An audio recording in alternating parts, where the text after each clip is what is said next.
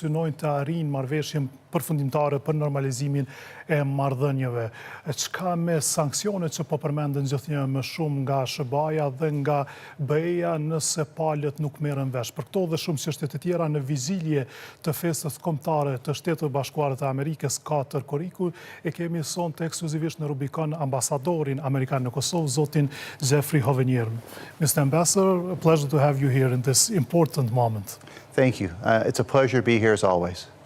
And we are just days away from the Independence Day of the U.S., so happy 4th of July. Thank you. And will the 4th of July be celebrated in the spirit of good relations between Kosovan and American people? So my impression is the 4th of July is always celebrated in Kosovo, reflecting kind of the unique partnership and relationship the United States has and the American people have with the people of Kosovo. We're looking for a good Independence Day celebration here as well. And did the list of invitees change? No, we have invited our usual guests, and we look forward to hosting them. I mean, I should say it's important to note that while we will celebrate together, and we look forward to that, we are in a more difficult moment right now, government to government. The United States government with the current government of Kosovo, we do have some differences, and I shouldn't sugarcoat those or ignore those, but that doesn't mean that we don't share the same strategic objectives, and it doesn't mean that we can't come together to recognize the 247th anniversary of the signing of the American Declaration of Independence, which we will happily do. And this week, 8 American senators addressed the U.S. President, Joe Biden, with a letter to express their concern about the tense situation in the north of Kosovo. In this letter, the senators say that the U.S. efforts to de-escalate tensions have not been reciprocal, especially from Kosovo, and because of this approach, they are willing to change the support of Congress. Is this letter a cause of concern for us? Can Kosovo be subject to U.S. sanctions? So the letter ought to be a cause of concern for all of us, and I think it reflects not just the views of 8 senators, but it also reflects the views of a number of American officials, including within the Biden administration. We are concerned. We are Kosovo's closest partner, and the commitment of the American people to Kosovo itself and to the people of Kosovo remains as steadfast as ever. But we have, and not just the United States, but we have asked the government of Kosovo to take some specific actions to help de-escalate the situation in the north, to help move forward in a way to the benefit of Kosovo and to regional stability. And we are concerned that the government of Kosovo has not responded positively to those requests. I also want to make the point that it isn't just the United States that is asking. You know, what's happened just in this week is reasonably extraordinary. Since Monday, Prime Minister Kurti has met with the British Foreign Secretary, has spoken with Secretary of State Blinken, has spoken with the President of the European Council, Ursula von der Leyen. There's been public statements by the Secretary General of NATO. So basically, the configuration of the institutions to which Kosovo seeks to join someday, which we wholeheartedly support, and the friends of Kosovo, the countries and institutions that have most played a role in supporting Kosovo on this trajectory, are all asking Kosovo, this government, to take some specific actions to implement this 3-point plan from the EU. We're puzzled. It's hard for us to understand why that isn't being responded to in a positive way, and it doesn't seem to be. Puzzled is the word to describe it? Well, that's the word I just used. I'm puzzled. I'm trying to figure out why. It's fairly unique for a government of Kosovo not to be responsive to this constellation of actors, all of whom have Kosovo's best interests at heart. So, yeah, I'm puzzled, concerned. I want to avoid a situation, you know, at the tail end of this letter from the Senate, and I brought a copy. Let me read a sentence to you that I think is really important. We have it on the screen as well. Okay, it's near the end, so the second page, if you go to the back. Yes. We do not see this recent episode of tensions as a temporary aberration in the bilateral relationship. We see this as a defining moment in the trajectory of our relations with both countries. So this is a moment for the government of Kosovo to show the extent to which it is prepared to be responsive to the very countries and institutions that it is most aligned with. I believe strongly that the people of Kosovo want to become members of the European Union, and polling suggests that to be the case. I believe strongly that the people of Kosovo want Kosovo to someday be a member of NATO and to join Partnership for Peace. And public polling suggests that's the case. The United States completely supports those objectives, and we've put in a lot of effort to achieve it. But if you want that, you also have to be responsive to those institutions and the key decision makers in them. And that goes back to why we're puzzled, why we're concerned, why we want to see the government be responsive to the recommendations and requests from us, from the UK, from the European Union and others to take these difficult steps to implement this three-point plan. We are also asking Serbia to implement this three-point plan. This isn't a focus just on Kosovo.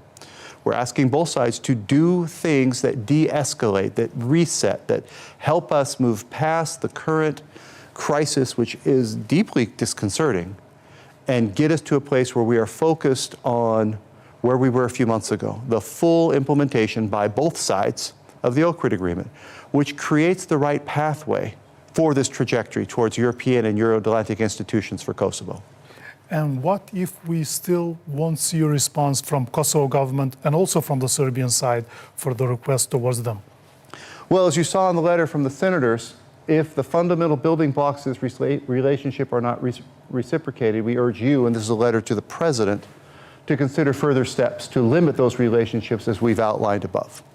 So I don't want to get into specifics of what would come next, and I don't want to go there. I was so disappointed when we were in a situation where the U.S. commander of the European Command, four-star General Cavoli, made the decision to suspend Kosovo's participation in Defender Europe 23. Nobody wants that, but he made that decision because he assessed that a choice made by the Prime Minister of Kurti heightened the level of risk for NATO soldiers and American soldiers in Kosovo. Now, I will not say that Kosovo is solely responsible for the situation in the north. It is not. We know that. But Kosovo has contributed to the situation. And so he made this decision. I don't want to see another decision like this again. I want to see us return to this close cooperation and partnership. And that is in the government's control. And we hope it will take these choices. Or what? Well, as I said, I don't want to get into specifics. I will say that it's clear that there would be some additional consequences if we continue down the path of the government of Kosovo not being responsive to the requests from all of its friends, from all of the countries that have and have shown over more than a decade or two our commitment to seeing Kosovo take its place within Europe and within European and Euro-Atlantic structures. Prime Minister Kurti is complaining that the international community is not really understanding the issue, and I will go back and quote what he said concerning U.S. Secretary of State Antony Blinken, when Mr. Blinken said that the decision to use force to address municipal buildings in the north has been taken against advice of the U.S. and EU. Kurti replied by expressing displeasure at the statement, calling it appeasement of wishes. He said that this statement is and I quote, unfair, wrong, and hurtful, but at the same time very naive. Perhaps Secretary Blinken will explain this further one day, but definitely it was not helpful. What is your comment? My comment is, at that moment in time, passions were high. And I think it's important to acknowledge that as well. I don't believe that the American foreign policy apparatus, or myself or others, are misinformed or naive. I think we have a reasonable understanding of the motivations and activities and actions of the various actors here. But our goal is clear. We want to see Kosovo advance on its European and Euro-Atlantic trajectory. We want to see Kosovo take its place in the family of Europe. The pathway to do that has been through the European Facilitated Dialogue. The European Facilitated Dialogue has been harmed, or impeded, by flashpoints, and the most recent one being a particularly worrisome one of the situation in the north. We want to get past flashpoints. We want to get to the hard work of implementing a good agreement that was reached, concluded in February with an implementation annex concluded in Ohrid in March. We expect both sides to implement it fully, and we want to work on that together. There's hard work to do. And I should add, on that point, that does mean for Kosovo doing hard work on the Association of Serb Majority Municipalities. That does mean for Serbia as well, implementing provisions it has agreed to in the agreement. But we're spending a lot of time dealing with the flashpoints in the north. We want to get past that. We don't think that's a naive view. We think that is a statesman-like view. Is the three-point plan the only option? It's what the United States, the European Union, the United Kingdom, and other friends of Kosovo have asked it to do. So I don't see a lot of interest in other options. And what we're asking will de-escalate and move us forward. We're asking Kosovo for mayors to temporarily work in other locations. That was included in the readout of the phone call Secretary Blinken issued after his call with Prime Minister Kurti on Monday. And it was also, I recall, in the readout of the meeting that the Foreign Secretary of the United Kingdom had with Prime Minister Kurti that same day. We do want specialized police out because we think that is part of what is creating the current environment. We want demonstrators away, and that is something we're talking to the government of Serbia about. We want a de-escalation on this issue. Then we want to see a movement towards new elections. We fully expect the Serbs to participate in those elections. That is a condition for all of this. And then we want to move back to, or get to, working towards full implementation by all sides of the agreement on a path to normalization. How can we get guarantees that the Serbs will participate in the new elections? Yeah, it's a hard question. All I can tell you is what we see as the pathway forward. And just as we're having conversations here about the things Kosovo needs to do, we are having conversations both with Kosovan Serbs and with Belgrade about what needs to happen on that side. And those conversations are also fairly direct and fairly clear. And we've seen Kosovo police officers were captured by the Serbian authorities. They were released a couple of days ago, but after 12 days that they've been held there, did Serbia violate the resolution 1244 with this act? You know, the United States was, I think, the first country to make a public statement about this situation, and we made clear that we believed that their arrest was exacerbating already, was on specious charges and exacerbating already tense situation, and that these three needed to be released immediately and without conditions. That was the right message, and we're glad that that finally happened, that they are now home with their families. I will say we need to start looking forward. We need to start looking at how do we get out of this tit for tat or this escalation of tensions in the north and get to a place where our focus can be on moving forward with a full implementation by both sides of the agreement on normalization. And there are many analyses if the situation will continue like this in the north of Kosovo, KFOR can take more control in the north. And how can it be seen if this happens? So will the resolution 1244 again be brought into place and serve as some kind of protectorate only for the northern part of Kosovo? You know, that feels like a hypothetical question, which I don't like answering because we can spin lots of scenarios. The United States right now does not see that an appropriate response to the situation in the north is for KFOR to take on law enforcement functions, which is what I think you were alluding to. Nor is KFOR interested in that as far as I can tell. There is a way forward. I mean, we've been clear. The north is part of Kosovo. And Kosovo is a sovereign, independent country. We support the Kosovo police fulfilling its functions in the north, but it needs to be done in the right way. And it means there has to be some patience with how the international community works with all the parties to see that realized. The best way forward right now is through full implementation by both sides of the agreement reached at Ohrid.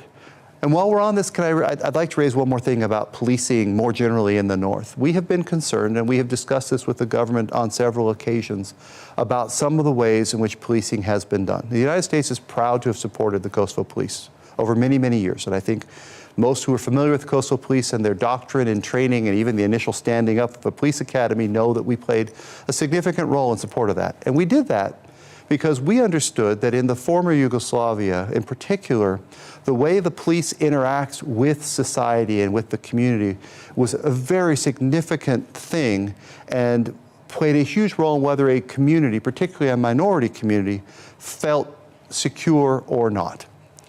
We believe strongly that there is a need for specialized police units with specialized equipment doing specialized tasks as part of Kosovo's toolbox for law enforcement.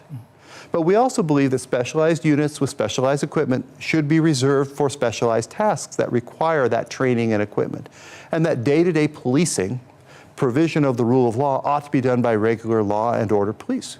We've been hearing from ethnic Serbs, the Serbian community in Kosovo, in the north in particular, that they are concerned by some of the deployment and some of the ways in which specialized units have been deployed. And we share that concern. We believe that the government would benefit from taking a look at how, we've asked it to take a look at how it's using its police, and to try to have a police force that is engaged in community policing, that actually the residents and the citizens feel is playing a role in bringing security to them. Right now, my sense from talking to civil society leaders and others in the north is they're afraid of some of these police units and what they are doing. That is not a recipe for stability. Kosovo police was attacked from different groups, and they were really violent. Also, the KFOR soldiers were attacked. So they are not regular citizens probably of the north. So again, there are circumstances that require specialized units with specialized equipment doing specialized things. I'm not going to object to that, and I agree. We condemn attacks on KFOR. We condemn attacks on Kosovo police. We condemn attacks on journalists. And you know, if you read the readout of Secretary Blinken's phone call with President Vučić on Monday, he also made the point that those who attack KFOR should be held accountable. I would say the same about the police and journalists, of course. But that doesn't mean you need specialized police doing routine functions. And we mentioned, Ambassador, earlier, Defender Europe 23. Has the military cooperation between Kosovo and USA or KFOR changed after this, should I call it incident or episode? Well, I mean, the clearest manifestation that it changed somewhat was the extent to which the KSF, who have been a good partner, were suddenly excluded from Defender Europe 23 as the result of a direct decision by the senior-most American military commander for all of Europe. We don't ever want to see that again, but that, you know, we would like to be in a different place than that. But that does mean that the government of Kosovo, this government of Kosovo, does need to work with us, be more responsive to our requests of how we want to resolve the situation in the north. And I think the reason why our military authorities reacted so strongly and expressed such concern is, as I said, these choices, the situation in the north right now, heightens the level of risk to U.S. and NATO soldiers. You know, people were injured, and I know that they were attacked by a mob, and I know that mob was not a mob inspired by the government of Kosovo, but they were there because of a choice by the government that then resulted in the demonstrations. We want it all to go away. We want to get back to a status quo. And we want to avoid a circumstance where there is heightened risk and tension to U.S. soldiers, to NATO soldiers. And we think our friends, because we are friends, our friends in Kosovo should understand that. We've taken a lot of risk over many years in support of the people of Kosovo. We're prepared to do it. For heaven's sake, you know, we stopped a brutal ethnic cleansing campaign against the people of Kosovo. I think no one should doubt our commitment to this, but we also don't want a level of risk that we think is unnecessary, particularly when we have a path forward that we want to do together. Do you see there are people doubting what you did for Kosovo? No, Talks about, are we seeing some individual having anti-American views? You know, passions are high right now. So no, I have not sensed that in the community, in Kosovo community more broadly, people are not grateful for the role of the United States in the last 20 years of Kosovo. I do think there's some surprise by some quarters that we are not just agreeing to what the government of Kosovo wants to do right now. And that's unfortunate. But our support for Kosovo as an idea, as a country, as a trajectory which is unwavering and unyielding, doesn't mean we're going to support every choice made by any government of Kosovo. And right now we've been as clear as we can that we look to this government of Kosovo to start implementing the three-point plan as laid out by the EU. That's our expectation and hope, because we see this as the best way forward. And it isn't just the United States saying this, it's all of Kosovo's friends. So I've seen the commentary. I occasionally read the comments on my social media profiles. Not everybody's welcoming our policy position for sure, and I understand that. But I do believe what we're doing is what is best to help Kosovo achieve its ultimate objectives that we all share. The actions of one individual will not affect the relationship between the U.S. and Kosovo. I'm trying to quote Mr. Gabriel Escobar, referring to Prime Minister Kurti, and Prime Minister Kurti says he enjoys the support of 51% of the voters of Kosovo, so he has the right to govern. Well, he absolutely has a right to govern. He is the democratically elected under the Kosovan Constitution Prime Minister, and we respect him as such. I don't challenge his authority to make decisions and to lead the country as he sees fit. But as a diplomat, it is my job, among other things, to give him both messages and best advice, which is what we've been doing, both in public and in private. And many people say the U.S. is tougher towards Kosovo than is towards Serbia. Ambassador Hill said that it is questionable whether the U.S. can count Kosovo Prime Minister as a partner. Do you consider Mr. Kurti as a U.S. partner? Well, I think my colleague, Mr. Escobar, already responded to that question as well. And of course, we consider him to be a partner. I have a frequent amount of interaction with Prime Minister Kurti. We've done some important things together. I look forward to together as well finding a way forward through the situation in the north, which for us very clearly means going forward the three-point plan as laid out by the EU. KlanKosova, the television where you're giving this interview, had its business certificate suspended. After the documents were fixed, the business registration agency suspended it again. We are really afraid that we will not be able to broadcast normally in the near future if what is called by many other media and international institutions is the attack from the government. What is your comment? Well, thank you for raising that. This is an important issue. The U.S. Embassy has also already been on record on this.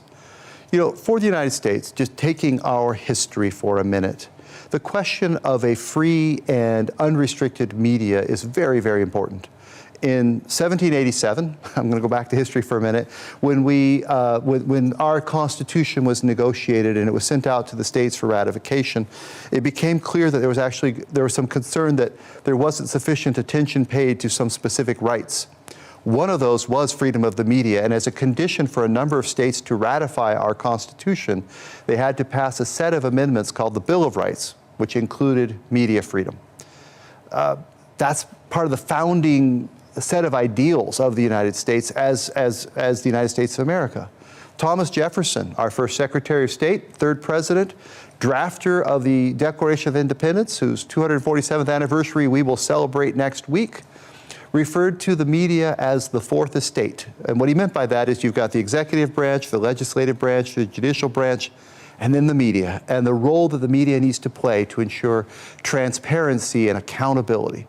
So we take very seriously any effort to restrict the role of the media in providing that service to society of transparency, of accountability. So we're watching this closely. We believe any effort to affect operations, business registration, broadcasting of independent media requires very, very careful review and thorough review. And these sorts of actions should not be taken lightly or for less than truly, truly significant reasons. And do you believe that we will have a chance to do another interview in the studio in the near future? I'm quite confident you and I will have the opportunity to do other interviews in the future, yes. And Albanian Prime Minister Edi Rama proposed the draft status for association with Serb municipalities. What is your opinion? And also another question linked to Prime Minister Rama, he's proposing a Dayton-style conference to have Mr. Vučić and Mr. Kurti there to get an agreement, final agreement. Yeah, the first thing I'd say is I did have a chance to read, but not in depth, the association, the proposal that Prime Minister Rama put forward for an association of Serb majority municipalities. It's serious, it's thoughtful. But there's a lot of ideas out there, and there's a lot of ways you can do this. There was a proposal made by the Friedrich Ebert Foundation as well that was also serious and carefully done. So what I would say is there's no shortage of good ideas of how to do this. And let me repeat something I've said many times on the record. The United States does not ask Kosovo to put into place an association of Serb majority municipalities that violates its current constitution, that's inconsistent with the Constitutional Court decision, or that goes beyond what we tried to lay out in a newspaper op-ed published by Deputy Assistant Secretary Escobar and Counselor of the State Department Derek Chalet, which makes very clear no executive authority, no third level of government, no Republika Srpska-like model here. We will not support that. But there's ways to do that that respond to the concerns of the community. And we, of course, welcome other people's ideas of how to do this. At the end of the day, though, the government of Kosovo needs to put its ideas forward. It needs to work with Miroslav Lajčák and the international community to move forward with this. That is the thing that the government of Kosovo most needs to do with regard to implementing Ohrid. Serbia also has responsibilities that it must fulfill to implement Ohrid. We know that too, and we're asking that of them as well. On the question of the next steps in the dialogue that you raised, we're not going to opine on the next best way, the next step and the best way to do it, whether it's, locking people into a room until they come to agreement, negotiating in different ways. This is an EU facilitated process, and the EU has named someone that we have confidence in, Miroslav Lajčák, to be the special representative, and High Representative Borrell is clearly playing an important role in all this. They have to determine what the next step is. We will be supportive of that next step. And we mentioned Prime Minister of Albania. Let's go back to Kosovo. And how do you see the involvement, or do you see enough involvement of Kosovo President Vjosa Osmani in the situation that we have on the ground? I'm not sure if it's appropriate for me to pass judgment on performance of the president of a sovereign country. I will say that I've seen President Osmani's public statements, and we've had private conversations in which she has steadfastly defended Kosovo's sovereignty and its rights, but also talked about the importance of full coordination with the international community. That's an important message. And that's also my message today. I'm looking for the government of Kosovo to also take action in response to and in cooperation with all of its friends and partners. And if we make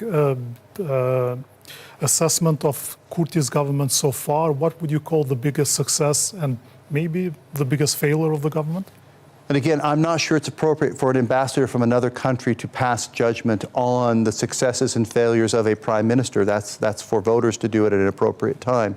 I can tell you what I want Prime Minister Kurti's largest success to be, and that is to see Kosovo move significantly closer to its vision of full integration into the EU and into NATO, to become a member of Partnership for Peace, to see its Council of Europe application move forward. All of that can be done. The path, though, is through the full implementation of the Ohrid Agreement. That's the way. And to get there, we got to get past the flashpoint, the crisis in the north right now. And the last question, we saw that President Biden blacklist was reinstated again a few days ago. Can it include people from Kosovo as well? I'm not sure what you mean by blacklist. Are you talking about sanctions designations? Yes. Okay. So this isn't President Biden's list. We've been designating people. The Treasury does it in a number of administrations. And I think going back to President Clinton, we can come up with a number of designations of people here in the Balkans, including in Kosovo. And we have authorities. Right now, the authorities for the Treasury to designate people, so that they individually or collectively or organizations are subject to sanctions. There's two big ones right now. One is if you are involved in transnational organized crime. That was the basis for the designation of Mr. Radojic. The other is if you are involved in doing things that create destabilization in the region. And we have designated a number of people, including in Kosovo, under those authorities as well.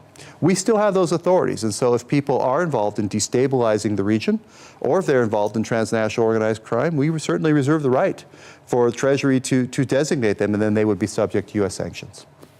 Mr. Ambassador, as always, a pleasure to have you on my show. Thank you. Thank you.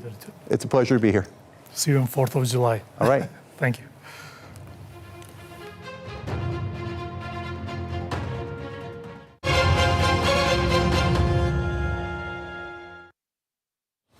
Jemi këtu në Rubikon duke ndjekur së bashku pra intervistën e zhvilluar më herët sot gjatë ditës me ambasadorin amerikan Hovenier dhe do ta diskutojmë sonte me zotin Raci, zonin Kryeziu, zotin Pasarizi dhe zotin Sidiu.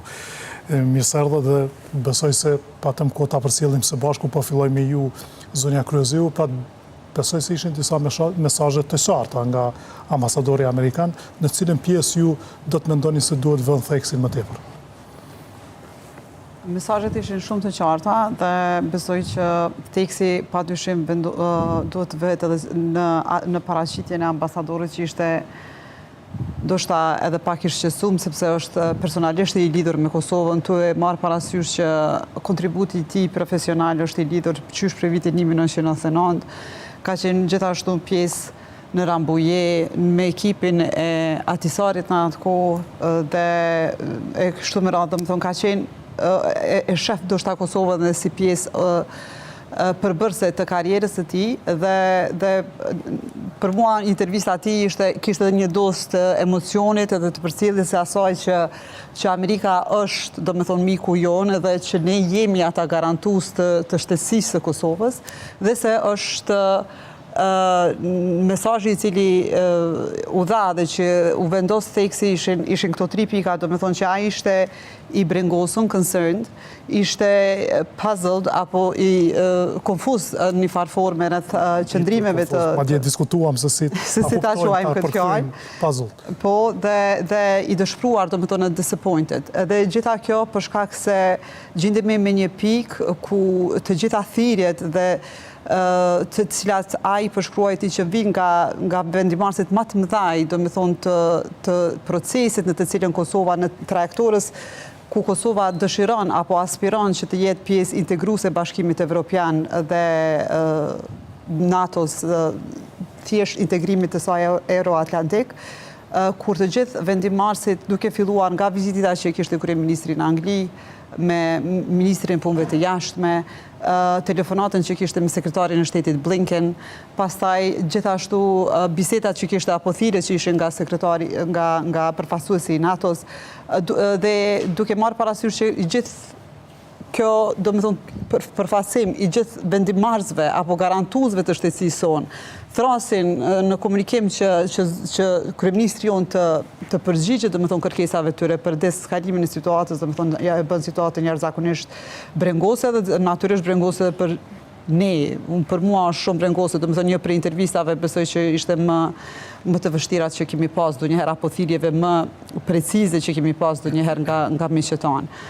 Për ndryshe, do me thonë, përmenden edhe çështje tjera, si që është edhe liria, çështja e mediave dhe rasti i Klanit, në të cilën natyrisht që brengosën që ose shtylla e 4, do me thonë, e ndërtimit të një shteti preket në këtë formë. Kemi, do me thonë, disa nuansa në të cilën përshkruhet ndoshta pak a shumë edhe situata apo leadershipin me të cilin ballafaqohemi sot. Kemi edhe çështje tjera, po kisha lënë pak edhe diskutojmë po. Zoti Raci, pra, i përmendi edhe zonja Kryeziu, këto puzzled, concerned, disappointed, pra i habitur, i brengosur, i dëshpruar, disa herë përgjatë intervistës. Si duhen kuptuar këto në Kosovë?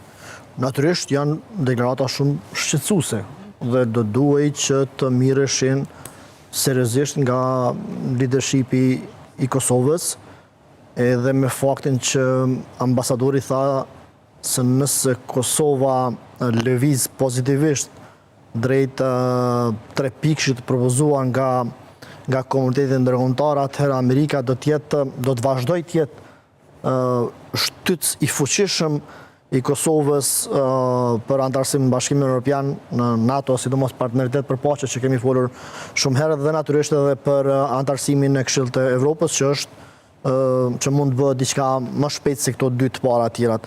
Dhe natyrisht ambasadori vlen të përmendet që përmendi edhe marrëveshjen bazike, apo siç e njohim ne planin franko-gjerman dhe aneksin e orit, që nga ana e Kosovës është ngrit si shqetësim kohë pas kohe, që ka dështuar në një farë formë ai dokument, dhe këtu ambasadori jap rëndësi që ai dokument duhet zbatohet ashtu siç është mbyllur nga Byja Pale. Po.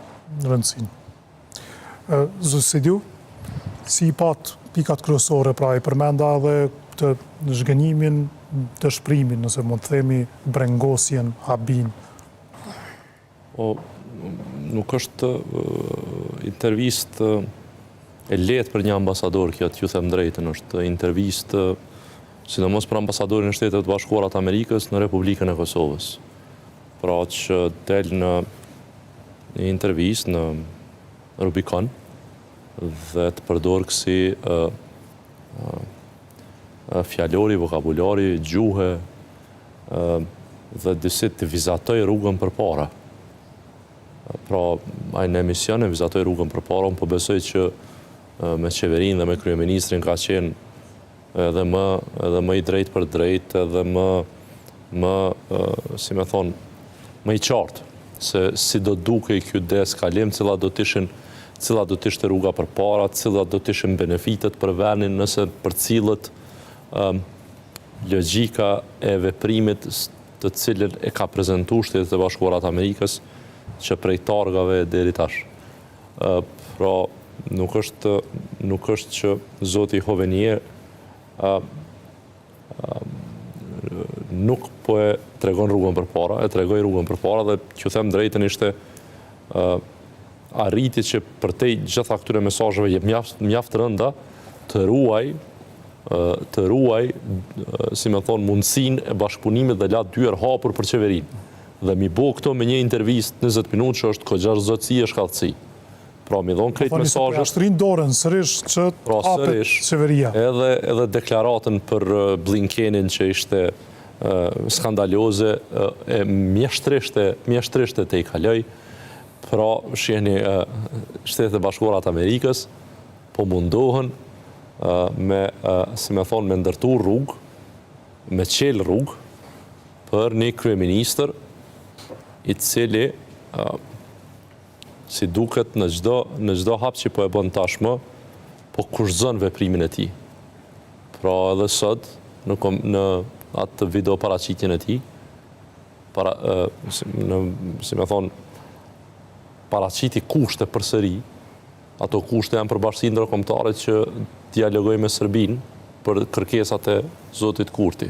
Nuk janë hapa për zgjidhje, janë kushte? Jo, mund të janë hapa për zgjidhje, po e thot edhe ambasadori Hovenier, ja kanë transmetuar dhe sekretari i shtetit amerikan, edhe ministri punëve të jashtme britanisë të madhe, edhe sekretari i përgjithshëm i NATO-s.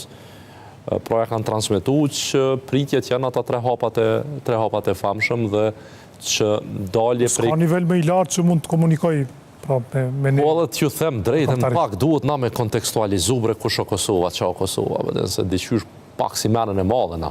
Po presim me na thirë shtëpia bardh, një vend prej 1.45 milion banorëve, me na thonë që ngoni se deri këtu kemi ardhur bashkë edhe rruga përpara ka me qenë bashkë, njeri flet sot ambasadori amerikan flet për partneritet për paqe, sot ende flet për partneritet për paqe, tregon rrugë përpara për partneritet për paqe. Pra sekretari Blinken ka çu letër të cilës ja ki kthy me naivitet, i ki thonë është naiv, pastaj të ka thirë përsëri, është angazhu sekretari i shtetit Britanisë madhe, pra ministri punëve të jashtme, është angazhu sekretari i përgjithshëm, po angazhon gjithë dashamirët e kësaj republike që janë dëshmu bre që 30 vjetë, janë dëshmu, edhe nuk mundët spaku për mu, janë bezdisës e tashmo, këto deklarimet e militantëve të vetëvendosjes, të cilët gjithë këta njerëz, gjithë këtë aleancë që është ndërtu për 30 vite,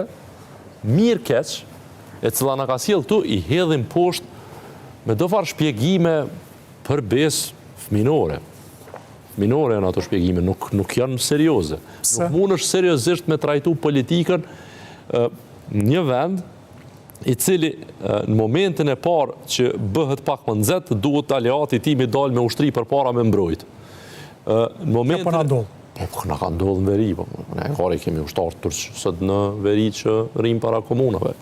Nuk mundemi me usill thuaj se kemi një farë potencë ekonomike ushtarake, ndonjë levë jashtëzakonshme për me diktu sjellje. Pra, këtë dashamirësi, këtë si me thonë, dëshirë të aleatëve për me na ndihmu, është mirë, tash është koha, unë po besoj, e fundit që me, si me thonë, me him binar, me ram binar, mu këthym binar, pra, edhe me bashkëpunue, me bashkëvendu veprimin, edhe me dalë për kësaj situate, me diçka. Vetëm jemi duke përsëritur tash një kohë që është koha fundit dhe po shohim se nuk po ka të përshkallëzim të situatës. A kësha mujtë edhe një fjali? Unë kam qenë në vetëvendosje për 8 vite. Kam qenë në kryetari pari lëvizjes vetëvendosje për 3 vite, antari kryesisë për 8. Dhe e di që në lëvizjen vetëvendosje, diskutimi sot duhet të jetë dhe është rruga përpara me një mënyrë që, si me thonë, të ruajmë relatat me Amerikën, po dhe të shpëtojmë pak ftyrë që na ka metë.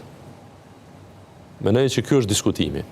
Dhe nëse nuk është ky diskutimi në vetëvendosje, atëherë vetëvendosja që e kam njoftur në ku spaku ato 7 vjet e para, 6-7 vjet e para, ku ka pas debat e diskutim, e ku është sfidu, si me thonë, mendësia e genialitetit një njeriu, atëherë nuk qenë ka më. Pra besoj që ka njerëz në vetëvendosje, duat besoj që Glauku, kryetari i kuvendit, i kupton, i lexon qartë këto mesazhe, dhe e kupton që Kosova e ka një rrugë përpara, ajo është e lidhur ngushtë me Shtetet e Bashkuara të Amerikës dhe me këshillat e tyre sot. Duke i njohur, po thoni, po si e njihni zotin Konjufca, a ka edhe të tjerë? Ka pas. Nuk ka mbetur vetëm zotin Konjufca. Nuk e shoh asken tjetër publikisht i cili merr pozicion më praktik, më pragmatik dhe më, themi kështu, më pak të ngarkuar me premtime 10 vjeçare si konstrukt i retorikës të sotme. Pra, zotin Konjufca e kam dëgjuar 2-3 herë, i cili ka qenë, është munduar të krijojë një, si me thonë, sfond tjetër të trajtimit temës, tjerat nuk i kam pa, nuk e di çfarë fuqie potencë ka zoti Konjufca sot, por si kryetari i kuvendit është, besoj, mjaftueshëm. Do është nën kryetari i parë i vetëvendosjes. Po, në 2 funksionet edhe atë institucionale, edhe në funksionin partijak është njeriu i dytë. Po, por institucionalisht besoj që si kryetari i kuvendit është një mundësi e mirë që të shfrytëzohet për të ndërtuar një farë dalje për kësaj situate. Unë dhe i vonë kam besuar që ka bashkërendim edhe do të ecin, do të vim në një moment të bashkërendimit, për sonte 2-3 gjana që i tha Ambasadori Hovenier, po më vën pikë pyetje atë analizë. Pra, shqetësuar, flet për mos pasje dëshirë që me përfundu në sanksione, pra mundohet me gjithë gjuhën më të butë të komunikoj që nëse nuk ka reflektim, ka sanksione. Dhe kjo nuk është mirë për të qartë, kjo nuk është mirë për të ne. Nëse Amerika është e keqe, te banalizoj pak, Rahman më fal lutna. Amerika e keqe, Evropa e keqe, Edi Rama i shitun. Për bes nuk na met kush. Nuk na met kush. E na shoqër na dhe kinez 1 miliard. A vëdën, 1.6 milion njerëz maksimum, me ekonominë më të dobët në Evropë, pa ushtri, me asnjë potencë, dhe këtë leva jonë është bashkëpunimi me këta. Zoti Pasarizi? Unë e pash një ambasador amerikan qysh nuk e kom pas një herë.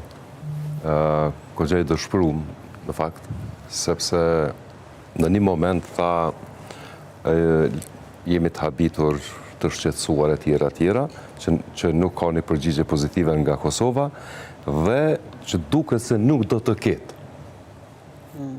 Kur ambasadori amerikan e thot këtë, dhe tash vim të aj momenti kur ky zoti Hovenier e ndan adresimin e tij në fakt, e ndan në 2 drejtime.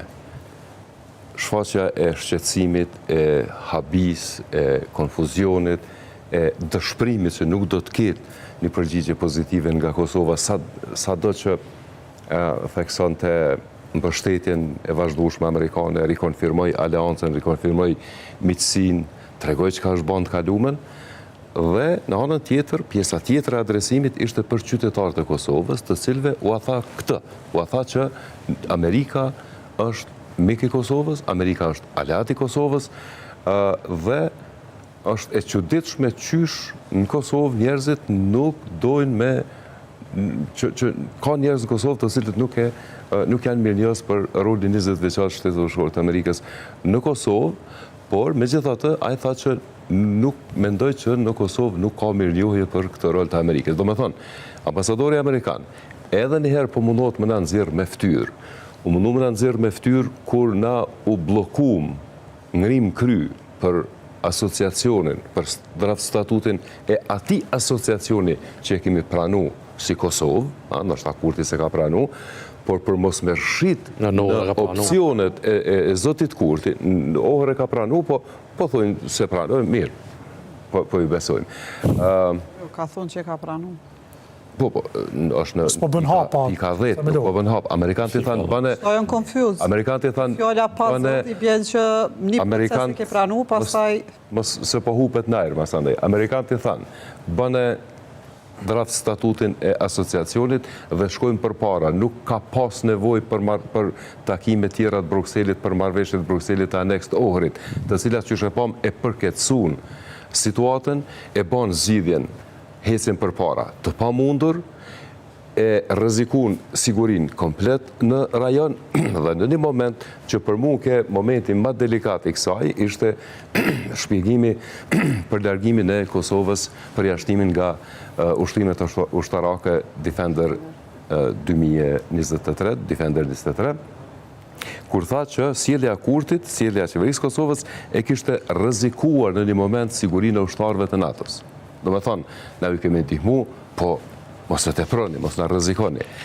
Dhe prap u duk si një babaxhan, se do shta po e zgjat pak, u duk si babaxhan kur foli për diskursin e Kosovës, për ka si zotit Kurti në raport me zyrtarët amerikanë, të cilit i ka quajt naiv. E vërtet është që... U mundua dhe nga ajo situatë të nxit. U frymëzova nga kjo që e tha zoti Hovenier, i cili u soll sërish si një burgshtetas. Dhe burgshtetasit kanë herë dhe naiv. Duke naiv. Kanë herë duke në frikacak. Nuk janë as naiv as frikacak. Janë vetëm të përgjetshëm që të mos lejojnë për shkallëzime situatës, të mos krijojnë situatat pa pritura.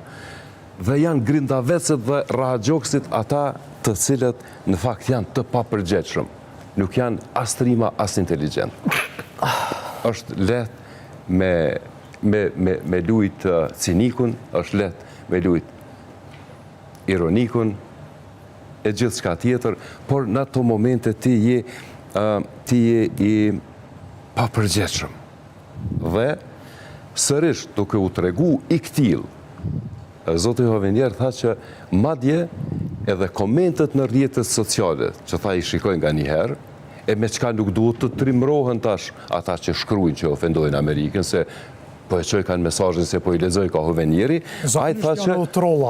I kuptoj, tha, janë momente emocionale, janë momentet nxehta dhe njerëzit edhe mund të reagojnë në një mënyrë të caktuar. Do me thonë, vazhdon me falë, nuk u kërcënu në asnjë moment, nuk kërcënoj me sankcione, por tha që pikpamjet e senatorëve që kanë kërku sankcione në letrën e tyre, janë të njëjta apo të ngjashme me pikpamjet e një pjesë të administratës Biden. E Biden, nëse s'është Biden mik i Kosovës, nëse se kemi prikt na 4 vjet Bidenin, duke u lut me shku Trumpi se na nxori shpirtin, tash kanë tjetër po kërkojnë. Kanë përlypim tash. Kurti, atë kryetari i vetëvendosur që të votohet Biden. Dhe në vend se të shfrytëzohet një Biden, i cili ka dhe lidhje emocionale me Kosovën. Si shka dhe ambasadori. Dhe në vend se na si Kosovë të bëjmë Por ne diskursim në disa pjesë po shohim se mirë tash nuk janë duke na kuptuar, nuk janë në anën tanë, po janë mbajnë anën Serbisë. Të pyeta edhe për këtë. E tash nëse më lën edhe këtu pak sepse kjo është shumë e rëndësishme tash kjo pjesë që është trut tash. Kujt po ja marrin anën? Nuk kanë arsye amerikanët evropianët me ja marrë dikujt anën. Ja kanë marrë anën Kosovës në një moment caktuar, kur na kemi mri me plasu të vërtetën tonë në mënyrën e duhur. Tash na nuk jemi të plasu të vërtetën tonë në mënyrën e duhur. Qeveria e kryeministit Albin Kurti i ka përqendru mekanizmat, energjin e propagandës dhe plasimit të vërtetës në opinionin e brendshëm. Pa nevojshëm sepse opinioni i brendshëm i ka besu zotit Kurti dhe ja ka dhënë 51%. Do me thonë, është energjia hargju me shku me pësht, e shku me dëm, sepse 51% i ka, qa për të vyrë ma shumë propagandë. I rrezikum jem planin ndërkombëtar, orientoje, zoti Kurti, orientoje energjin në plasimin e të vërtetës të Kosovës. Do me thonë, na ashiqare po e dim që në Kosovë ka grupe terroriste, sepse hedhja bombave, djegja shpive, djegja e veturave, kërcënimet, janë të organizuara dhe janë të motivuara politikisht. Do me të thonë, i plotësojnë kushtet me qenë terroriste, por kështu duhet me i shpjegu. kur i arreston ata, i shpjegon me arsye gjyqësore, jo me arsye politike, s'ka nevojë s'fesla me dal si ministër dhe me tregu për arrestimet. Del policia tregon. Do me thonë, janë një varg veprimesh të cilat duhet bëhen që të plasohet e vërteta për Kosovën dhe të mos i fajsojmë tjerët që na kanë natin. Se kush jemi na me pasi natin dikush. Atëherë janë dy momente, sepse për shka besoj që Shtetet Bashkuara të Amerikës edhe përfaqësuesi i tyre ambasadori Hovenier janë konfuz, ndoshta edhe nuk presin që ndoshta qeveria do të lëviz nga qëndrimit e tyre, është se kemi një plan veprimit për zgjedhjen e normalizimin e çështjes së veriut edhe të normalizimin e raporteve të Kosovës me Serbi. Në momenti ishte marrëveshja në Hohër, në të cilin kryeministri shkoi, ishte participoi, dol, domethënë dhe mburrej që ka mbri një marrëveshje shumë të mirë në pako të saj asociacioni dhe dërgoi signalet e partnerët sepse ky është domethënë lideri i cili do ta shtym përpara domethënë normalizimin. Edhe është lideri legjitim që ka 51% përkrahje të popullatës. Dhe pastaj kemi momentin e dytë, në cili moment i cili prek, do me thonë, gjithë sigurin e rajonit, edhe momenti i cili duhej të evitohej, dhe momenti të cilën donin gjithë partnerët tonë të evitonin, është eskalimi i situatës në veri. Dhe ky filloi, e dim shumë mirë se si filloi, do me thonë me zgjedhje, me mos koordinim me Shtetet Bashkuara të Amerikës, dhe gjitha këto thirrje bërën që tani na të miremi me pasojat. Derisa mesazhet, pasojat e gjithë eskalimit të situatës atje. Dhe i cila faqe duhet kaluar nga kjo fazë kur merremi vetëm me pasojat, vetëm me trazirat. Pikërisht, sepse ne kemi një plan për të cilin ne jemi marrë vesh. Edhe ky plan shkon në pako, dhe në këtë pako pritet që dy palët ta implementojnë dhe ambasadori ishte jashtëzakonisht i qartë. Thanë, gjithë procesin e këtij fushë veprimet se si duhet të ecim përpara, gjithashtu ne me Kosovën që e flasim me Serbinë. Mirë, po ky është ambasadori i Kosovës dhe i kemi zotin Hill i cili bashkëbisedon me autoritetet në Serbi. Dhe në këtë situatë, do me thonë, ne kemi dy qasje të kryeministrit tonë, një që është dakordu për një marrëveshje dhe tani që është futur në një situatë të eskalimit të situatës atje, nuk do t'i hymë, do me thonë, diskutimeve se faj kujna është, sepse kjo është vetëm një brumë për ushqim të militantëve. Dhe është e pa mundën që ne ta fitojmë tash argumentin. Se po i duhet ushqimi militantëve, pra në një situatë kur mund të humbet në terren politik. Pikërisht këto janë dy profile të kryeministrit tonë me të cilat autoritetet amerikane edhe partnerët tjerë janë tepër konfuz se si të ecet përpara me të. Sepse kemi thirrje nga ta dhe sote ambasadori bëri të qartë se ne njohim Kosovën me kufit e saj si shtet sovran dhe me veriun brenda. Do me thonë nuk ka diskutim rreth kësaj. Dhe prandaj nuk është arsyeshme pse kryeministri jon do me thonë nuk i përgjigjet me thirrjeve të planit 3 pikësh, në cilën ai përmendi shumë mirë. Do me thonë zgjedhjet do të mbahen edhe do të presim edhe nga stërbët lokale, edhe nga Serbia, që të tërheqin, do me thonë protestues, që të heqin gjitha elementet që janë kriminale në veri dhe që të krijohen kushtet për participimin e serbëve në veri. Prandaj ky besoj që ky është konfuzion edhe për mua, gjëja më shqetësuese është që ne sot jemi gjatë këtij emisioni ne e dim që BE-ja vetëm ka filluar të vendosë, do me thonë, masa ndëshkuese, nuk pyqujna ende saksione, mirë po masa ndëshkuese ndaj Kosovës, dhe nuk shohim, do me thonë, ndonjë element shqetësues. Janë ndëshkuese. Pikërisht, dhe nuk shohim asnjë, si thonë, ndonjë reakcion shqetësues dhe çështja më brengose është imuniteti që kemi krijuar ndaj kësaj situate. Kjo është tepër e tamshme për neve. Do me thonë, në situata tjera, nëse ne do ta vendosnim shtetësinë tonë apo meshjet tonë në pikpyetje dhe gjithë këtë përkrahje, unë besoj që duhet të ishim shumë më të alarmuar. Besoj që është duke bërë një farë normalizimi i këtij refuzimi që bërë. Zoti Raci, këtë që ngriti edhe zoti Pasarizi që tha duket se nuk do të shohim pra një përgjigje pozitive nga qeveria. Si ta interpretojnë? Do të vazhdojnë të kemi qëndrime të kundërta SHBA, qeveria e Kosovës?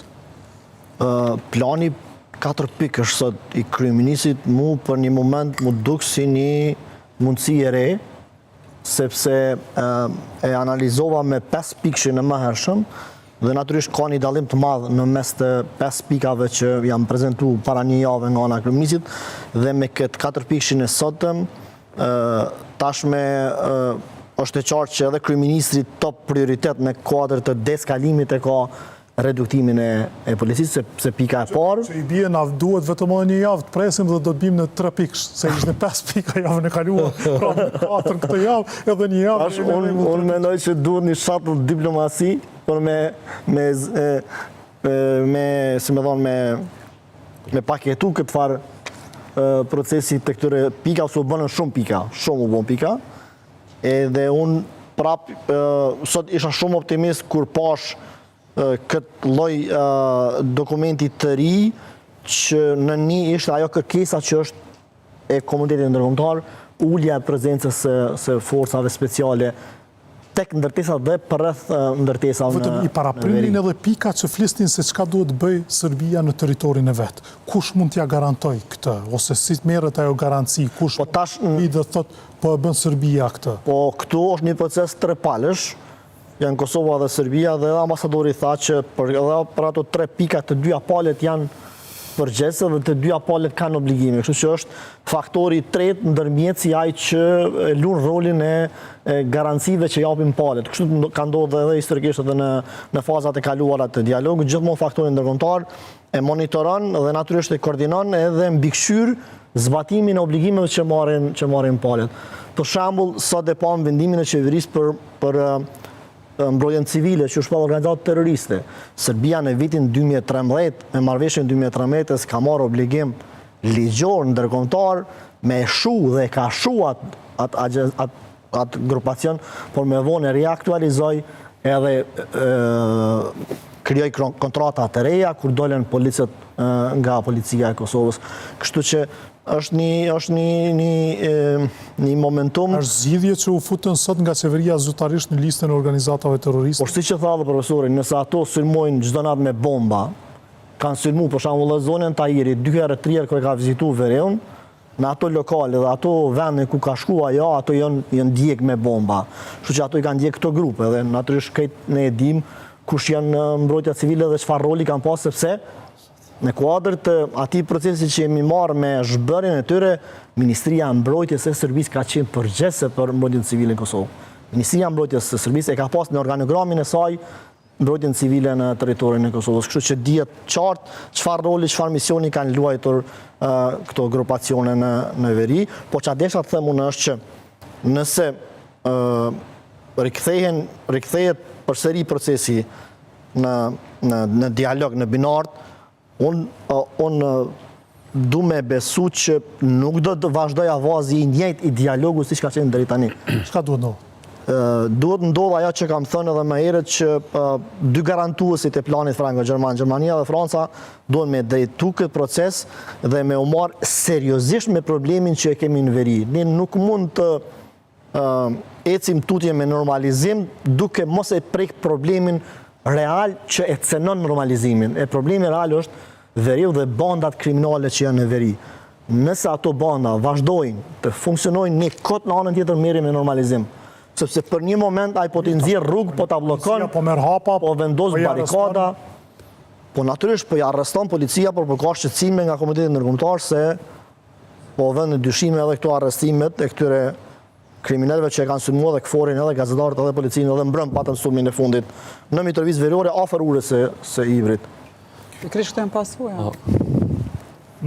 Na sot jemi në sanksione nga Bashkimi Evropian. To janë efektive. Ambasadori Hovenier sonte në intervistë tha që e të njëjtat na presin edhe për Shtetet e Bashkuara të Amerikës. Për mu pyetja është si kthehemi në situatë ku qeveria e Kosovës dhe kjo republikë nuk shihen prej Bashkimit Evropian dhe Shtetet e Bashkuara të Amerikës me drejt apo pa si palë cilën duhet me ndëshku. Kjo është pyetja, si dalim për kësaj situate. Pra, ndoshta këta këtë gabim e kanë. Krejt gabim e kanë. Domethënë, në Amerikanë s'dinë kur gjë. Bashkimi Evropian nuk e ka idenë që o Kosova. Njerëz që janë të udhëheqë dialogun kanë qenë të preferuarit të këtij kryeministri. Onin men, kur fliste për Evropën si po për lajqakun e për këta si njerëz me cilë duhet me dialogu, sepse fëmimi jonë është Evropa, jo për te Atlantikut. Pra, kjo është pyetja. Nuk, na qytetari thjesht nuk e vren me njëherë. Nuk e kupton me njëherë. Pra, nuk e sheh me njëherë se si duket vendi i cili është në sanksione nga SHBA të Bashkimi Evropian. Madje po ka të tillë që po thonë nuk do të kenë efekt ato shumë të rëndësishëm, shumë të madh. Për pipërqeshjen. Po varet ku do me jetu edhe me çka do me jetu. A do me jetu në një shoqëni e cila zhvillimin, progresin edhe mirëqenjen e sheh në Evropë, në strukturat sigurisë euroatlantike, apo në gjaku thujnë prallat mizave. Do me thonë, në varet ku po do me adin, në varet në çfarë habitati je. A je në habitat zhvillimor, progresiv, apo je në politikë të frikës, ku, do me thonë, kjo mendësia e një farë beteje të madhe, për një çlirim përfundimtar, të mane, të ushqene, edhe flet për drejtën, drejta jam. Do me thonë, në rregull, okej, kjo është fajn, është mënyrë e bukur me ndërtu konstrukte parullat jashtëzakonshme. U e mojnë men sa leti bëjshin parullat. Jo negociata vetëvendosje, shumë leti shkrujshme, bukur me bëjshim flasterat, i qetëshim në përmure. Me thonë, gjithë shka kena shkru. Vazhdojnë semaforat disa vend. Po, që besa. Po, do me thonë, tash jemi në situatë pak ma tjetër, tash nuk jenë në opozit, ki fatin e këtyre pak qytetarëve që po jesin në këtë vend, sepse po e ripotencoj, Kosova po zbrazët, shpejt, nëse... E tha me kesardhje, pra duhet ta citoj, Vučić më tepër ka nikur shqiptar nga Kosova se sa Sërb. Po tash nuk jetu ma një mu argumentin se me njerë më shpall trathara, pëdën. Po me njerë këtu nëse e thët dikush një fjallë dhe ti e thu një argument i cili ka diçka të ngjajshme në këtë vend ti, a pëdën, në këtë vend ti me njerë je lidhur me Vučićin, e ki një farë roje dika ka utba, dhe më thonë, kur qysh menja jo të smunët me menu, ndryshe prej qysh menën Albin Kurti dhe vetëvendosja. Në këtë shoqëni, pra, nëse nuk menën qysh... Si jemi as bardhëzi. Në fundit po themi 50% kanë votuar për Albin Kurti, janë edhe 50%. Jo, po thëm, janë edhe 50% tjetër që nuk kanë votuar për Unë e hallin nuk e kam as të këta 50%, as të këta. Unë e hallin e kam që ky vend nuk ka me pas as një tardhme për as njënën për këtyre dy palëve. Nëse vazhdojna me këtë trend, nëse vazhdojna me trendin e izolimit, nëse vazhdojna me trendin e daljes së trive, 1.000 në javë, 50.000 vjetë pi 2016. Nëse në shëndetësi e kemë këtë situatë çfarë e kemë, nëse në arsim e kemë këtë situatë çfarë e kemë, nëse në ekonomi kemi të bloku me lekt, nëse diaspora nuk vjen, po veç ja bën skip Kosovës si vjetë. Veç ja bën skip. Imazhet, skenat, më thonë jam bile mbo dëmimës, ja i keni po. Udhëtimi vështirësum. Udhëtimi vështirësum, ja i keni po dëmimës që dalin do edhe thojnë duhet me luftu e dojnë, musën prej këta, masi e kalëzit që duhet me luftu e këta, për mu dha s'ka lidhe kjo punë, se musën prej kjo varpunës, unë jetoj tha në Düsseldorf. Pra, nëse nuk... Letë bët luft nga Düsseldorf. Nëse nuk mirëmi me të ardhmen e këtij vendit, dhe qysh duhet mu do kjo ardhme e këtij vendit, e mirëmi me një farë, s'po di shmi thombre, një farë qasje, Këgja problematike, thuaj se e kam dëgju dikon për para. Kur krejt bota janë fajtor, e fajtori kryesori e vetë. Ama s'do me pranu. Këtë bota e kanë faj, po fajtori kryesori e vetë, po s'do me pranu, s'do me këshyr vetën në pasqyre. S'do mu nale dhe me thonë, a ka shansa që po ga bëjën e dikon dika. A ka gjasa që këta njerës gjithë ta miqë, që për 30 vite nga kanë zirë për një situatë të jashtëzakonshme. Unë e di që gjeneratat e reja nuk e majnë men vitet 90-ta. E di që nuk i majnë men. E di që ju dokën vitet e 90-ta një farë historie që pëpë s'ka lidhje fort.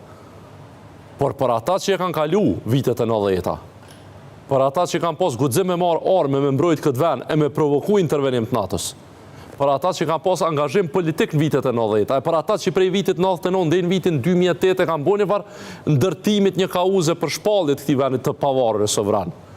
Pra, krejt ata kanë bobre diçka, nuk ka... Tash na vina në përfundim, thojna se këto i kena given.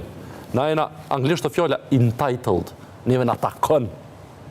Ky farë momenti ku ti menon që gjithë shka ty takon, Pse abdyn, qashtu që unë po kom qef. Dhe më thonë, angazhim minimal në struktura të sigurisë rajonale. Angazhim minimal. Angazhim dhe kontribut minimal ekonomik në rajon. Angazhim dhe kontribut minimal në ecjen sa më të shpejt rajonit në struktura të sigurisë NATO dhe në Bashkim Evropian, kundër çdo procesi, dikun me vend, dikun pa vend. Në fillim kemi qenë edhe kundër procesit Berlinit, s'dija e monin men. Kemi majtë konferenca për shtyp, kemi pas dalë kundër procesit Berlinit. Tash jena kundër të Ballkanit hapër pra procesi Berlinit në rregull. Është koha për me u rrit pak, për me u pjek pak. Edhe shoqënia, edhe qeveria, me e kuptu peshën që e ka Kosova në këto rrethana dhe në këtë konstrukt geopolitik. Dhe qenit me pas drejt është e pamjaftueshme. Në fakt, është edhe e parancishme. Kush hiç rëndësi nuk ka jep, kush ka drejt.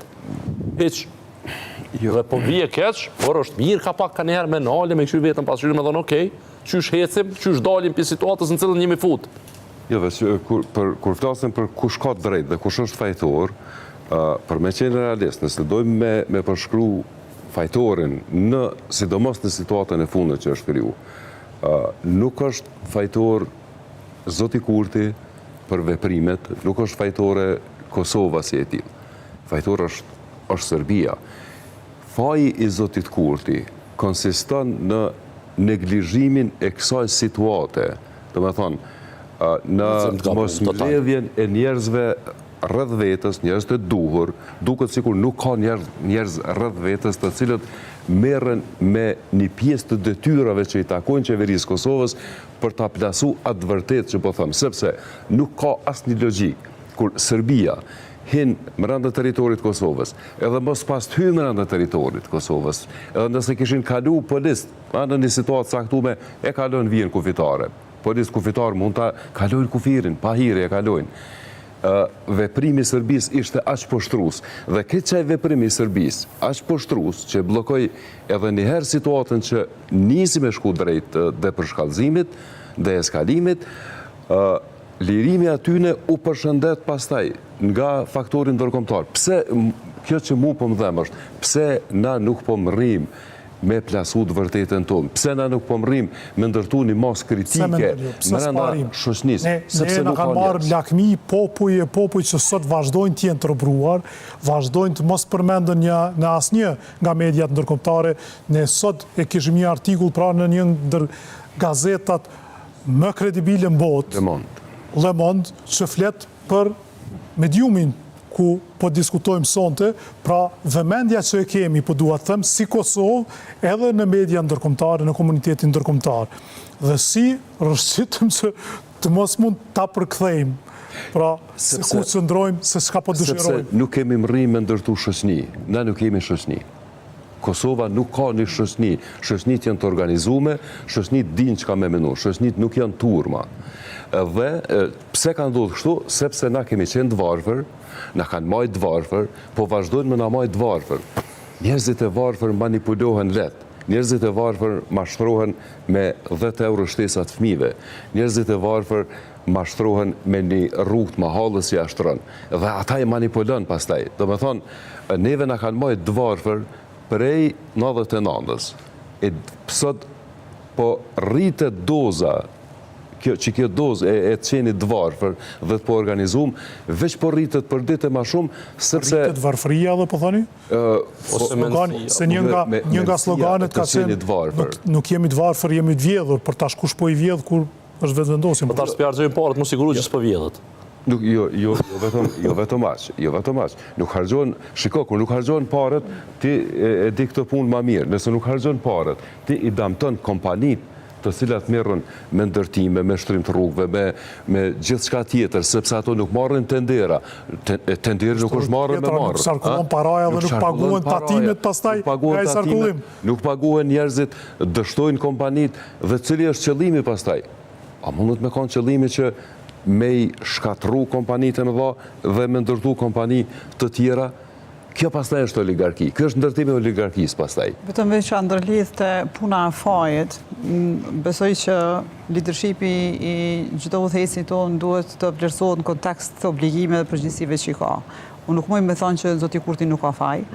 Zoti Kurti ka Nuk i ka kriju situata zoti Kurti, i ka kriju Serbia. A ka rrosë zoti Kurti në kurth e po? Pikërisht na e bisedum, do me thonë në kontekstin e tanishëm aktual, se ne që se fillojmë me analizu situatat politikisht dhe shkojmë i 10 vjetë, 20 vjetë mrapa, gjithmonë ka fajtor në procese. Mirë po ne në gjitha këto procese kemi fitu shumë. Gjithmonë në bashkëpunim me Komitetin Ndërkombëtar e me aliatin tonë Amerikën. Jo pse ne kemi pas kapacitet mjaftueshme njerëzore, jo se kemi pas liderët më të mirë në botë, po sepse kemi ditë që ADN-n e shtetësisë tonë. Ne tani kemi një lider i cili e konteston këtë ADN.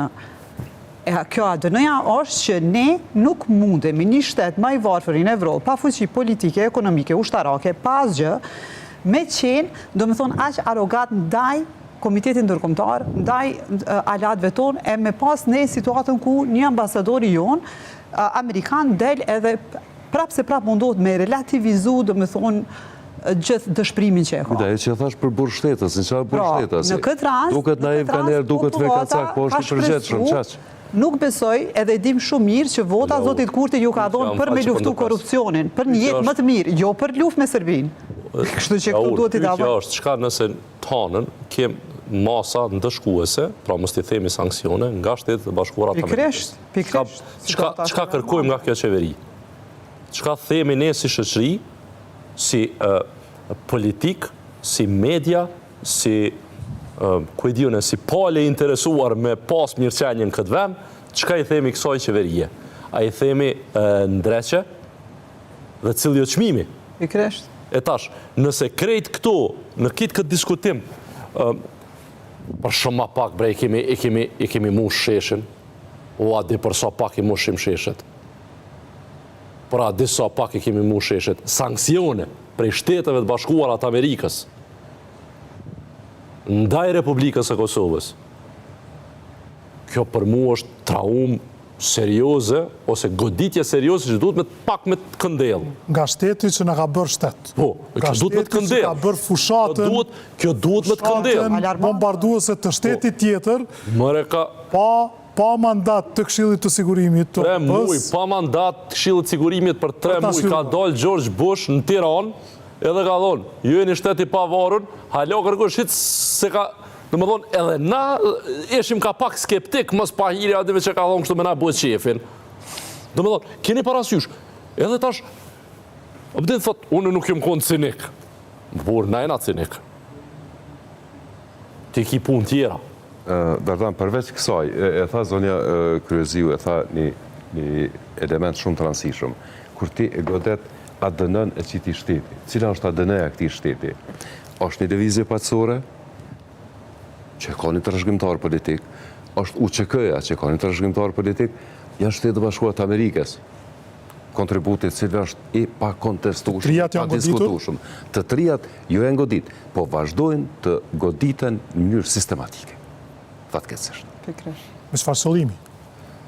Me qëllimin e eliminimit. Qëllimi është politik, qëllimi është frika e është që qëllimi është i rreshtuar në interes të një njeriu, dhe interes nuk është as interes ekonomik, nuk është as interes puro politik, është interes historik. Një farë, dikush që po do me bëha histori, po kujton, nuk bëhat lufta mas luftës. Mas luftës nuk bëhat lufta. Mas luftës është paqa, ndërtimi dhe zhvillimi. Jo luft. Me u bëha hero pa luft, që të është muhabeti. Me dalë kaçak pa vra kërkan, që të është problemi. Zoti Raci përgjithësinë më të madhe po ja lënson të zotit Kurti. Pajtoni? Kryeministri është shefi i kësaj qeverie, edhe me kushtetut ka obligim edhe për dialogun, se ka edhe një hakgjëkim gjykatës kushtetuse shtesë. Ka lyp vetë. Po, që ja ka dhënë këtë përgjësi edhe ma të fuqishme ligjërisht, por unë tash nuk po du me qenë shumë skeptik, si gjithmonë mundona me kontribun drejtim që me kriju në i qasje pozitive që mos me mrite sanksionet, tek mbyllja, izolimi. Të njëjtë me ambasadorin amerikan. Paka shumë gjuhë diplomatike dhe unë po du me besu që mesazhet e ambasadorit amerikan sonte do të shkojnë aty ku duhet edhe do të mirën seriozisht. Po ja ka thonë garant edhe personalisht. Tash nuk e di. Edhe tha ambasadori se s'mbet kush pa thirrë pa fol në po them Çdo mesazh. Absolutisht. Nga Blinken, nga sekretari i përgjithshëm i NATO-s, nga sekretari i jashtëm britanik. Është vërtet, si situata të këtyre përmasa nuk kemi pas dhe i tash, por kemi pas në të kalumen tensione të ko pas koha në kuadër të dialogut, por unë prapë për rekthena asaj që po insistoj që nëse gjendet zgjidhja për me dal nga kjo situatë e që duket problemi vazhdon të jetë të kryetarët aktual, aty duket është problemi më i madh, sepse as ky 4 pikëshi nuk po e prek këtë element që është elementi kryesor në 3 pikëshin e faktorit ndërkombëtar. E tha zoti Kurti që përmes referendumit mundësohet shpallja e zgjedhjeve të reja. Ajo nuk kupton largimin. Po ajo është pas, por momentalisht kërkesa është shumë eksplicite që ata vetëm një ka mbet duket në objekt. Por e tha dhe sonte ambasadori se po edhe dy në fakt, se më turizëm veriore për konsiderojmë si në lagjet bosnjakëve. Duket që këtu është sfida te zhvendosja e këtyre 2 kryetarëve nga këto objekte për të kryer përkohësisht detyrat e tyre dhe besoj nëse ky veprim do të bëj sot nesër duke bërë këta kryetarë kemi shtruar shpesh po e ruajnë komunën apo po ofrojnë shërbime. Se për të ruajtur komunën mund shkoj dikur që janë levë. Ka aftësitë sigurisë. O Albini përdor. Ta zaventësoj kryetarin aty, se kryetari do të ishte për kryer shërbime. Çka po bëjnë ata të tjerë ku janë atje në përshtatër, asa ata sans po bëjnë. Instrumente të thjeshta. Por nuk po e bëjnë problemin, që ta zëfër të madhe e zëtë bota. Kanë legjitimitet. Na i certifikat aty këtu e Ishte lëshojnë. rezistencës po bojnë. Si? I përdor si instrumente, kur gjë më shumë. Po them, si ky që është bllokuar atje është instrument. në që po shikon nga dritarja, nëse e ka vetëm funksionin që ta zë komunën dhe mos vi dikush tjetër, le të zaventësohet me dikë pra. Ta kem ky thot unë i tham aty në me shumë ndërtesën. Pika unë u përmbush. Pika 2 unë i tërheqi kada ka dalë kur i shoh që janë tërheqë edhe protestuesit ka 4-5 ditë s'ka protestues aty hiç. Hiç. Domethënë tash i tërheqi edhe policin kada ka dalë. Domethënë janë instrumente, është ka instrumentalizon ata njerëz për situatën që në është hije tash po duhet me dalë. Domethënë është kogja brengose. Unë po kam qef sonte mu pajtu me gazin. Unë po kam qef që situata me pas një rrugë dalje, mu gjetë një rrugë për para. U po mbrengos faktit që duhet një ambasador i Shteteve të Bashkuara të Amerikës me dalë në një studio televizive me na kallëzu të rëq që ja kena thonë krejt. Prej matë madhit deri te unë ja kena thonë. I kena thirrën në telefon, kena full me njëri, nja kena spjegu që kjo po vjen. Ka dal Edi Rama si kur ma për para. Në konferenca për shtyp, ka paralajmëru. Dhe ne kemi, si me thonë, kemi etiketu. Mose ma këtë gjithë shka i kemi thonë njëri. Qa si kemi thonë? Edhe tash, kur po vina në këtë situatë, pyetja o kjo. Nëse tanën, kemi masa ndëshkuese nga Shtetet e Bashkuara të Amerikës. Cili është veprimi që duhet ndërmerr kjo qeveri për me dalë prej situate? A mund vazhdoj një qeveri nëse kemi sankcione nga SHBA-ja? E pro kjo pyetja. Ka plot raste në botë që kanë vazhdu. Kjo pyetja. A duam të jemi ne ato raste në botë? Kjo pyetja, a jemi të gatshëm të bëhemi shoqëri? Se ka, edhe në Serbi nuk është ndruar. Askush kur ka pasur sankcione, as në Bielorusi. As në Amerikën Latine. Tash kjo pyetja. Kjo pyetja për mua më e rëndësishmja. Pra, nuk dua të vim në atë pikë, po unë pesë që shpesho e kemi të premtën dhe 2 ditë vikendi, nuk po më duket që ka më shumë kohë, nuk po më duket prej kësaj që ndëgjova sot, që mund të shkojmë përtej 4-5 ditëve të ardhshme, sepse Bashkimi Evropian ka vepru, kjo ka qenë, si me thonë, hapi parë për me tregu që është seriozi kjo që apo e themi, t'jep mundësi me reflektu një avë ditë, po supozoj një javë ditë. Sepse është bërë diplomasi publike. Po, pra. Diplomasia nuk është publike. Normalisht nuk është publike. Kur bërë diplomasia publike, jenë shterë gjitha mundësit për me qenë diplomasi. Dhe po besoni se janë çështje ditësh? Nuk e di kazi është ka qenë pjesë e këtyre diskutimeve në të kaluarën, e din ndoshta më mirë se kur ndodhin këto veprime për sa kohë jemi të folë. Pra, dhe jo rastishme natyrisht edhe intervista sot e ambasadorit amerikan, jo rastisht në Klan me përmendje edhe vetë. Po duket që ka zhvillime edhe reakcioni kryeministit sot që ndodhi pas dite, që askush nuk pat sinjal që do të ketë në zhvillim, edhe kur u mendua në opinion që vdiq çdo gjë në kuadër të këtij procesi, doli kjo deklarata e kryeministit, por sinqerisht unë mendoj që për një kryetar komune, sepse duket që veç Leposaviçi na ka met pa u dorëzu, kështu po them me humor, nuk do duhej me fut shtetin në një çorçokak rrezikshëm. Edhe unë prapo besoj që ky Kryetar komune me 3%. Tash s'po merrem me simbolikat se si ka ardhur aty, sepse edhe për ato ka pas një betejë gjatë edhe është duke u bë edhe bullizëm. Është kryetar komune, se s'mund të jesh kryetar komune. Shumë është duke u bë bullizëm, edhe me atë zotrin është duke u bë bullizëm shumë nëpër media, nëpër shoqërinë tonë. Është familjari dëshmorit. Shumë bullizëm i madh është bë, me gjithë këta kryetar po bëhet bullizëm. Ata njerëz kanë garu edhe Serbt, i kanë kërcënu 2 ditë përpara në heq për lista, ka mujt njëri për tëne me qenë Serb, edhe s'kishim marrë të kjo situatë, çfarë jemi sot këtu. Kështu që tash jemi në një gjendje kur duhemi me dalë prej kësaj krize politike, por kryeministri ka një shansë historike me vendos disa kushte, nëse pranohen 3 pikat, që dialogu nëse vazhdon tutje mos me vazhdu si ka qenë tash, u bënë 10 vjetë. Na 10 vjetë jemi të folë teknik, normalizim, njohje, u këthym prap teknik. Kryeministri nga kjo situatë mund të dalë fitues, vetëm nëse insiston në afatizim edhe ecje më të shpejt drejt njohjes. Pa njohje ne veç kemi me bo kësin e loj... Valla me gaz për prapë me bo thjesht këtë mohabet, nëse këtë punë e ka bo edhe në fund të kthejemi të ku kem para 3-4 muje. Ose dhe pak me mbrapa. Po nej, se unë që pëtëm 3-4 muje për bezë, është amaterizëm i skajshë. Jo, a di që mendoj unë, unë mendoj se problemi këtë e ohri. Për mendimin tam, unë me sa ka mujtë me kuptu. Jemi... Problemi këtë tek ori dhe qasja e Serbisë. Se na shkum në ohër, e kemi diskutu shumë mere, kur i shtymë zgjedhjet në dhjetor, na shkum në ohër, që në prill dhe të marrim zgjedhjet dhe Serbët do të marrin pjesë. Ky është premtimi i ndërkombëtarëve. Në mes të emisionit të dhash formulën. Ishte premtimi i ndërkombëtarëve. Thatë 5 pika javën e kaluar, 4 këtë javë, besoj që javën tjetër do të mbesim me 30 do të ecim tutje. Më rrim dhe të rishë. Të rinesër, apo të pramë të tjetër. Nuk ka duke ova e qatë. Do duesh se...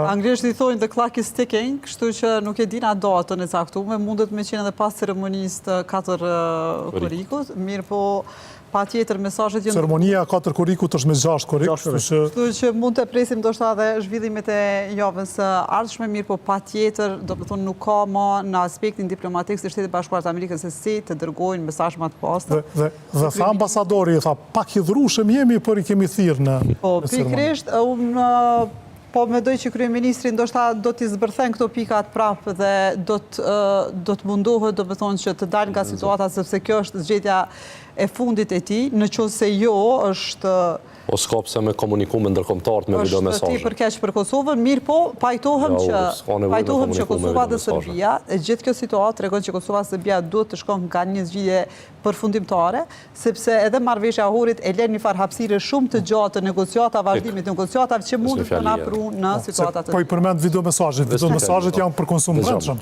Po, video mesazhi është dëshmia që i duhet për me thonë u mundova. Nuk është negociat me ndërkombëtar. Pra, kjo nuk është mënyra për me dalë për kësaj situate. Video mesazhi është dëshmi që i kam dhonë këto kushte. Dhe po aq e rëndësishme sa po thuj se gjitha këto që i tha, është përshkrimi, shpjegimi dhe nënvizimi i lirisë së shprehjes, lirisë së medjes si fundament i demokracisë. Mënyra që shpjegoj dhe besimi që shfaqi, që do t'jem prapë në intervistë në këtë televizion, flet shumë për këtë intervistë dhe për mesazhin.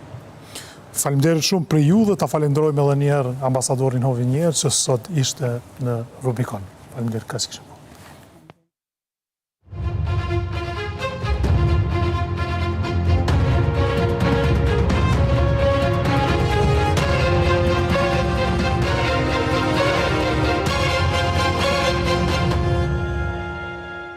Rubikon me Adriatik Kelmendin përkrahet nga Albi Mall, Interex, Cima Construction, Qershia Village, Ariani Kompani dhe Auto Kaçandolli.